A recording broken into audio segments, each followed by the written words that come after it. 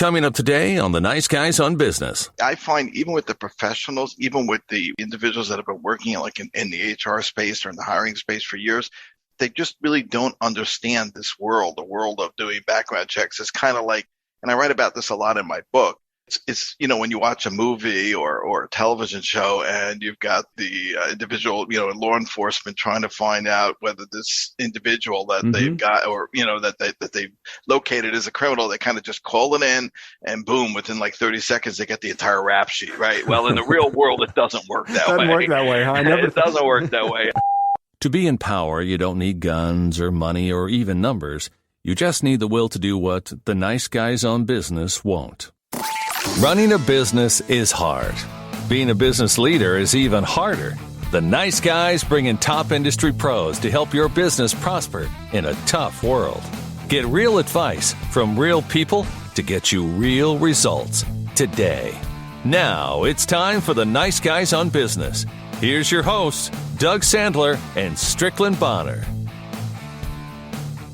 Nice Guy community, if you've ever hired the wrong person to work for you, you know how important putting the right people on the right bus can be for your organization. Wasted time, wasted money, wasted effort, training, personnel. Not only do you depend on hiring the right people, your customers do as well. So our guest today is Michael Wenger, and his company, Applicant Safe, will help you reduce turnover, make more efficient the hiring process, and help you keep your company's positive reputation. Michael, I'm excited to talk to you. Welcome to the Nice Guys on Business podcast.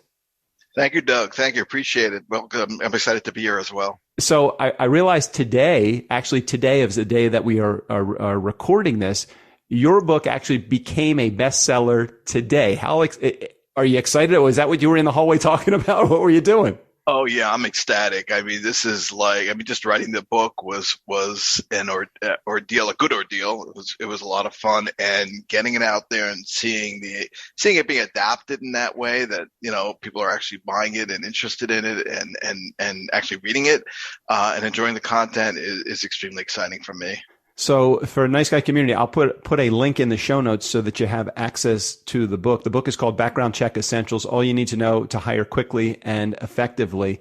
What was the onus to write the book? It sounds like this is the business that you're in. It sounds like you're in the background business or you're in the hiring help process. Or tell me a little bit about your business and why would anybody even want to listen to this episode?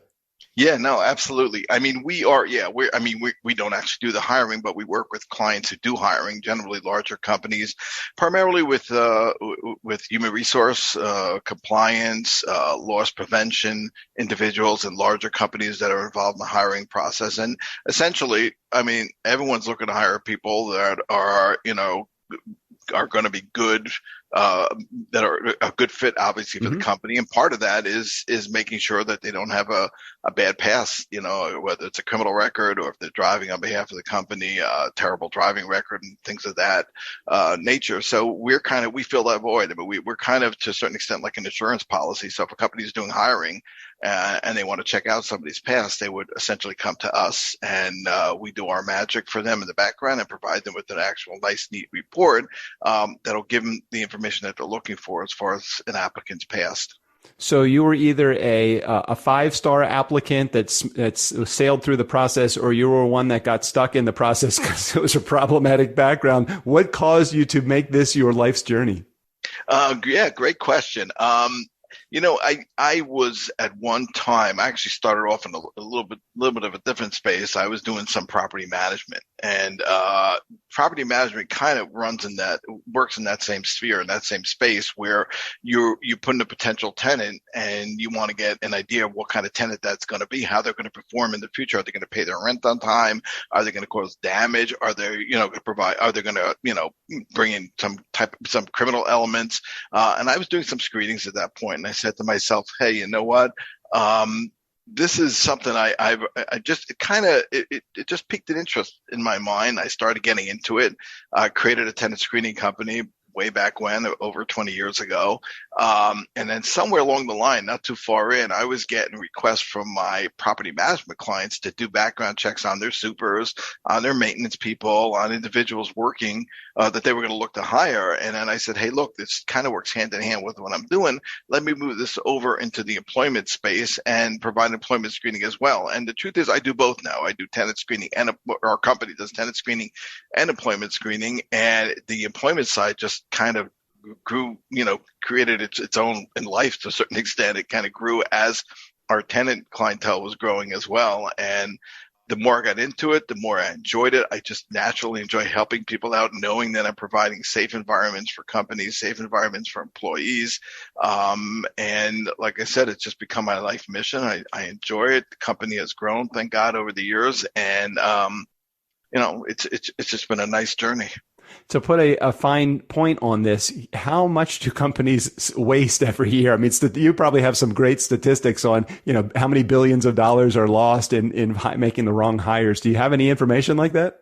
That's a great question. And I can't recall the exact numbers, but it's a heck of a lot. I mean, it's billions of dollars every single year, on hires that just don't either, prospects that they don't end up hiring, or individuals that they actually do hire, but they become, they don't fit. They're not the right seat on the bus, as you said earlier, and they have to get kind of, remove them from the job relatively quickly. I don't remember the numbers, but it's pretty high. That's all right.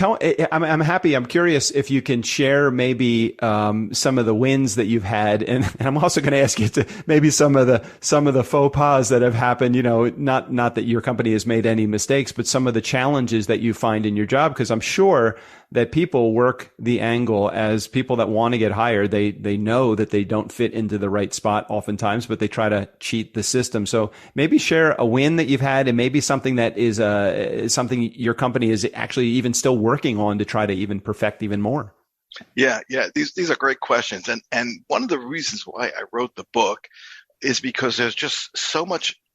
I find even with the professionals, even with the individuals that have been working in the HR space or in the hiring space for years, there's just this, they just really don't understand this world, the world of doing background checks. It's kind of like, and I write about this a lot in my book.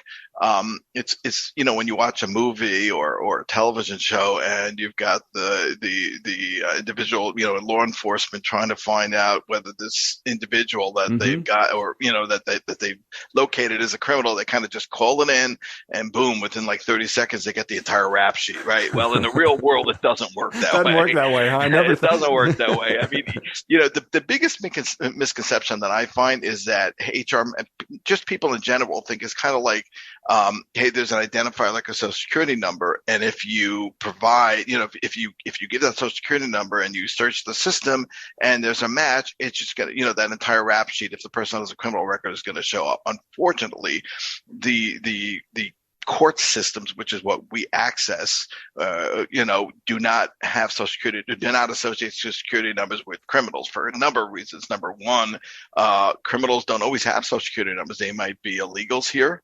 But the main reason is they don't want to make that, it is technically public information, and the courts are not going to make someone's social security number available to the general public.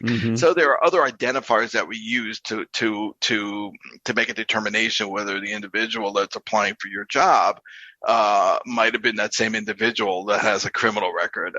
Namely, its name, date of birth, jurisdiction, things like that. But there is that element of surprise where, hey, there's missing data, common name. It's possible that there are two Joe Smiths in the entire state of New York with the same date of birth, right? Yeah. As a matter of fact, I have a funny story which I could tell you in a couple of minutes, but that's one of the reasons why I wrote the book, kind of just to kind of clear the air, let our clients and anyone reading the book, not just our clients, know that, hey, this is the way the system works. This is what you can expect. This is what's expected from you.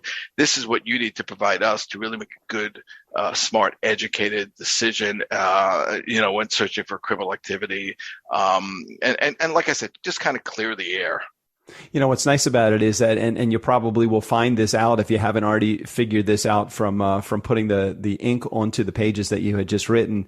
Writing a book, especially a best-selling book, which again, congratulations that it has become a bestseller as of today. It's very exciting. Maybe I'm one of the first handful of people that actually knows that at this point. Thank you. You know, being it becomes an instant credibility booster.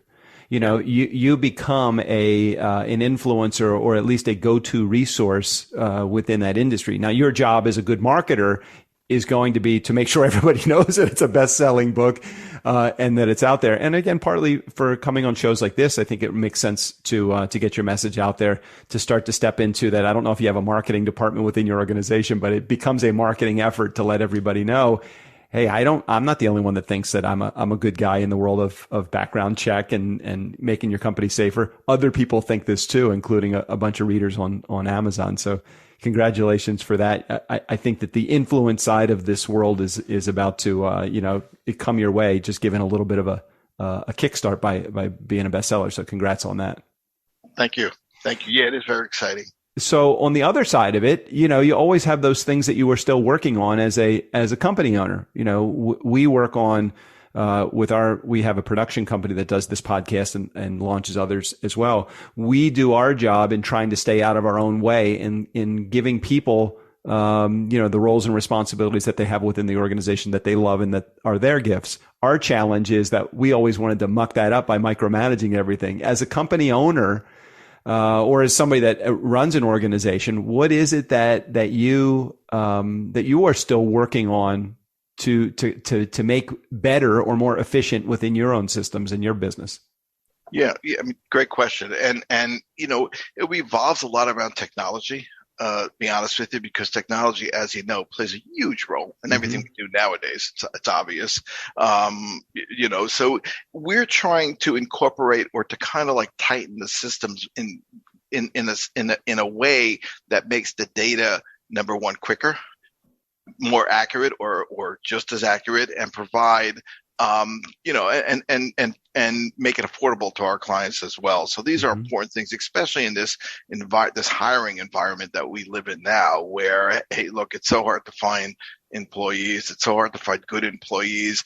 If you get one, you don't want to lose them. You want information as quick as possible. You want it to be as accurate as possible. You want to be as compliant as possible. So these are great. You know, these are the factors when you're hiring somebody that you really want to that you put a lot of concentration on. And because that's the case, you want to make sure the company that's providing you with that information is providing it, you know, like I said, as quick as possible, as accurate as possible, as compliant as possible. So we're trying to utilize technology or transform technology in some ways using artificial intelligence, machine learning, so that we can adapt to that environment and make sure that the information that we provide is, like I said, you know, is easily accessible, is quick, is smarter, cheaper. Sometimes that, you know, AI allows us to bring down the pricing. Automation allows us to bring down the pricing, and integrate it with our clients' applications as well, because that's what everybody wants nowadays. They want to be in the body of one system and get all the information they need. You know, it's so interesting. I just had a conversation just a few days ago with my son, who lives actually in New York on the East Coast, and he's a graphic designer, and he just recently got a new job, and the company, it's a completely remote job, which must completely take the background check and all the information. Now, the process of the background check may be similar, but how do you ever know if you got the right guy when you're hiring somebody remotely? Which reminds me of a story somebody was sharing with me. I can't remember if it was on our podcast or I was listening to it somewhere, but they shared the story of whenever that remote person that they hired showed up at the meetings, the person was off camera and they never actually got a chance to see that person. Eventually, they discovered that it was actually two people working the job. The guy that they actually hired was qualified, and then the other guy who was actually the one showing up on the daily basis to do the job. Have you ever heard of that? And how would you even combat something like that in the world that you're in right now? Yeah, and it is a real phenomenon, and it's occurring and yeah, I mean, it's happening, and it's in the real world, and we get these questions all the time and these concerns all the time. I mean, there are applications out there where you could have the individual that's applying actually take a snapshot of their driver's license, and the system can actually make a determination. There are really sophisticated systems to make sure that there's no fraud occurring or somebody's utilizing an individual's information that's not theirs. We have some tricks. I can't go into everything. Don't give me trade secrets. that we utilize to kind of make determinations as to whether they're giving the correct information, whether there's additional information that we don't know about that we should know about, and maybe alias names, name variations, things of that nature. But the good thing is that most criminals don't really know or don't kind of think the same way, everybody else in the world thinks, that when you're searching for criminal records, the most important factor is the social security number. But as I mentioned earlier, it's really not. So I find very often they'll fudge their social security number, not realizing that the important pieces are really name, date of birth, and sometimes jurisdiction as far as where they've lived or where they currently live. So that kind of works in the employer's favor or the HR manager's favor.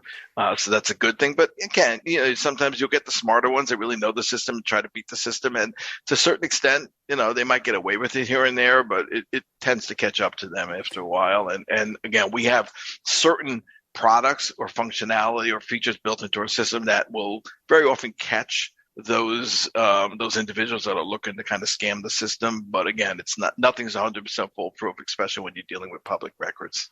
So, Nice Guy Community, Michael's company is called Applicant Safe. It's available at applicantsafe.com. His book is called Background Check Essentials, All You Need to Know to Hire Quickly and Effectively. And I'll make sure I put a link in the show notes for both his website and for the book itself. I'm really curious, because you probably are in an industry that is wrought with competition. What's maybe that unique value proposition that you add, the thing that you do differently than other companies do in delivering their services that kind of sets you apart from the others that are out there doing it?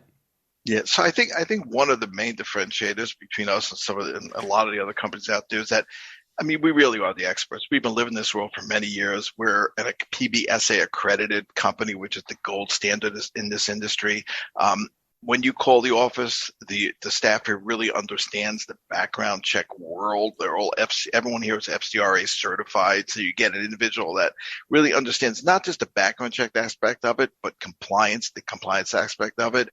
And as you're well aware, in this high litigation world that we live in, that's really crucial, especially in the HR space and the compliance space and loss prevention space. These are, that compliance cloud is literally hangs over that, those roles in the company. So they're always thinking of making sure that their I's are dotted and their T's are crossed. But again, I think we've been living this world for so long that we understand this space almost better than everybody else out there.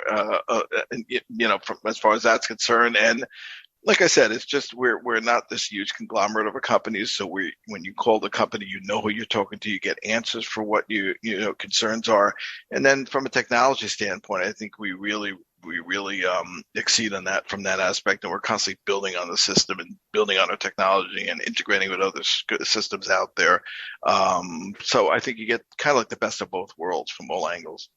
So tell me a little bit about, if we step outside of you as the company and just talk to you as a guy that runs this business, what's something that's, that you are dealing with either positively or negatively on a daily basis? I'm sure that you probably have your own hiring headaches as well. You probably have your own technology headaches. There's so many entrepreneurs and business leaders that are in our community. They'd like to know that even a guy that writes a best-selling book still has to put his pants on one leg at a time in the morning. What's the stuff that you're still working on yourself with your own team?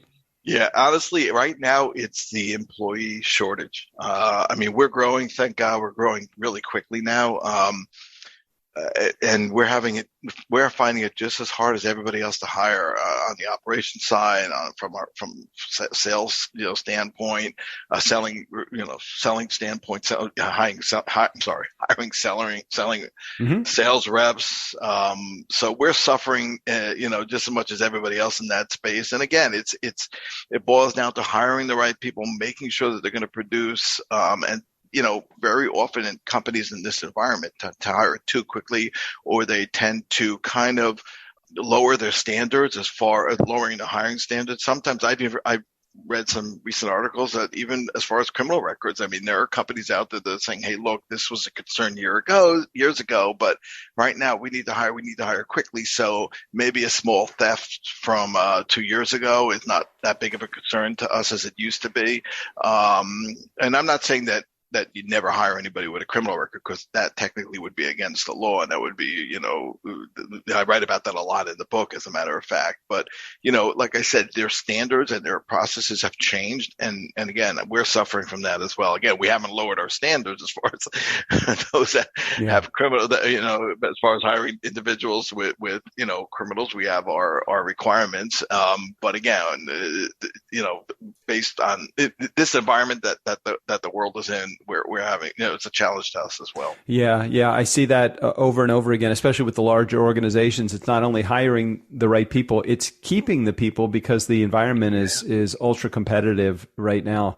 Yeah, Michael, I so appreciate you sharing your message. Any final words of wisdom to our Nice Guy community, those that are in our community, either building their businesses right now, and as a business owner, as a president and CEO of an organization, what advice would you give to somebody that is right now on the hunt to try to either take that side hustle and make it a full-time gig, or take that corporate job and say, I'm done with this corporate world, I want to get into my own business? Yeah, I mean, that's great advice. I would say go for it. I mean, there's so much opportunity, especially in this wonderful country that we live in.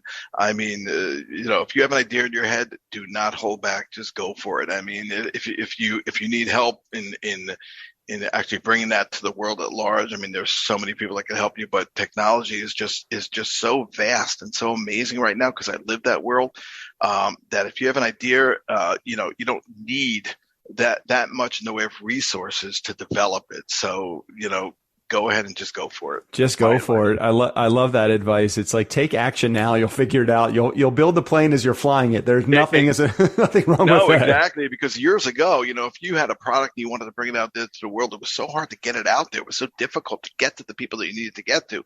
Now with social media, with the internet and stuff like that, everything's up for grabs. I mean, you can do anything just literally working from a small little office desk in your closet, in your garage, So you got an eyeball at my business. Hold on a second. That's nice. The way I started out. I started literally in my basement, working off my family computer, and look where I am now. So it is truly inspiring, and I so appreciate you sharing your message with our community. Thanks for hanging out on the show today, and thanks for being here on the Nice Guys on Business, Michael.